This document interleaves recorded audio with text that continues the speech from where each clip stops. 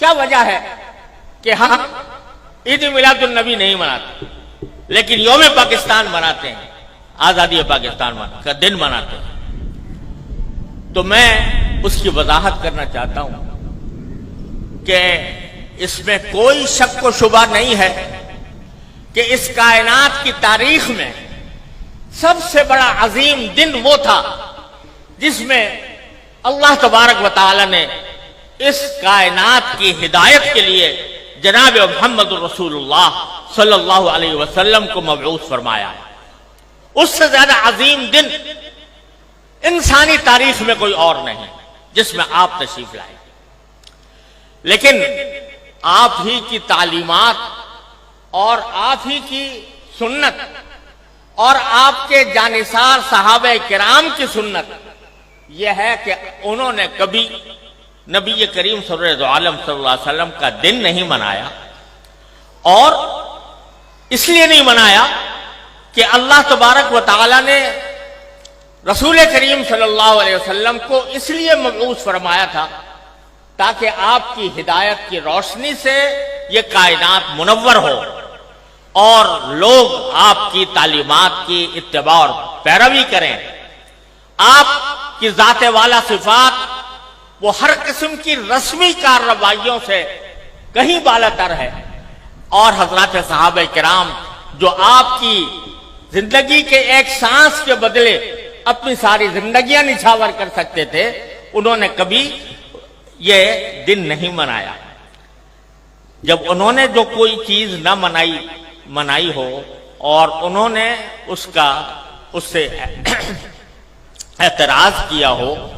اور اس کے بجائے ساری زندگی اتباع سنت کی کوشش کی ہو، اس کو اگر ہم منانا شروع کریں تو دین کے اندر ایک اضافہ ہوگا، دین کے احکام میں ایک اضافہ ہوگا، اور دین کے کام میں کوئی اضافہ وہ بدعت کہلاتا ہے۔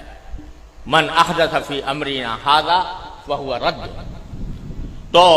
وہ بدعت بن جاتا ہے کیونکہ وہ ایک مذہبی معاملہ ہے۔ عید میلاد النبی مذہبی تقریب کے طور پر منائی جاتی ہے، مذہبی عید کے طور پر، عید کا نام اس کا رکھا گیا ہے، اور وہ مذہبی تقریب ہے، اور مذہبی تقریب اگر کوئی شخص مذہب کا حصہ سمجھ کر وہ بنائے گا تو دین میں ایک اضافہ ہوگا جس کا نام بدعت ہے۔ اس لیے ہمارے اکابر علماء کرام نے اس بنانے کا اہتمام نہیں کیا۔ جہاں تک یہ 14 اگست کا تعلق ہے، 14 اگست کے یوم آزادی کا تعلق ہے، یہ کوئی مذہبی تقریب نہیں ہے، یہ کوئی دینی اجتماع نہیں ہے، یہ دینی تقریب نہیں ہے، بلکہ یہ ملکی تقریب ہے، اور ملک کی آزادی کے طور پر، اس کے ایک نشان کے طور پر اس کو منایا جاتا ہے۔ کوئی شخص بھی جو اس کو منانے والا ہے وہ اس کو دین کا حصہ سمجھ کر نہیں مناتا، اس کو مذہب کا جز سمجھ کر نہیں بناتا، بلکہ ایک ملکی تقریب ہے، ایک ملک کے اللہ تبارک و تعالیٰ نے ایک ملک ہمیں عطا فرمایا، اور ایسا ملک عطا فرمایا جس کی تفصیل مولانا عزیز الرحمان صاحب نے بیان کی ہے، تو وہ ہم ایک ملک کی تقریب کے طور پر بناتے ہیں۔ بدعت اس وقت بنتی ہے کوئی چیز جو شریعت میں نہ ہو اور شریعت کا حصہ اس کو بنا دیا جائے، لیکن یہ کوئی شریعت کا حصہ نہیں، یہ کوئی دین کا کوئی دینی تقریب نہیں، دینی عید نہیں، دینی مذہب نہیں، دین کا کوئی مذہبی حصہ نہیں، لہذا یہ ایک ملکی تقریب ہے۔ اور یہ ایسا ہے جیسے کہ اگر کوئی شخص اپنے گھر کے اندر